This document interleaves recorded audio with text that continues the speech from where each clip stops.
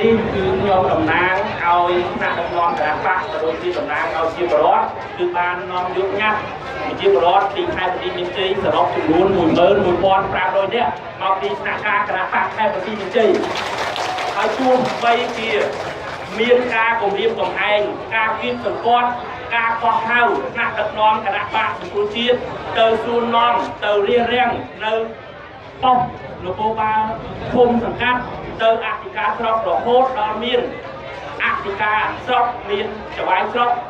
បានធ្វើការរៀបរៀងឬក៏គម្រាមកំហែងថ្នាក់ដឹកនាំយើងយ៉ាងណាក៏ដោយក៏ប៉ុន្តែថ្នាក់ដឹកនាំយើងនៅតែសម្រេចបានទៅតាមផែនការតែគណៈបកក៏ដូចជាទៅតាមឆន្ទៈជាប្រវត្តិតែបានសម្រេចគឺបានរហូតដល់ថ្ងៃនេះគឺជា12000 អ្នកជាមកថ្នាក់ការគណៈបកបាទចឹងទីសូមចប់ទីខ្ញុំសូមថ្លែងអំណរគុណសាជាថ្មីដល់បងប្អូនជនរួមជាតិដែលមានវត្តមាននៅទីស្នាក់ការដែលបានលះបង់ចំណាយពេលវេលាដ៏មានតម្លៃលើកទឹកចិត្តដល់គណៈបកក៏ដូចជាលើកទឹកចិត្តដល់យើងខ្ញុំនៅខេត្តបន្ទាយមានជ័យ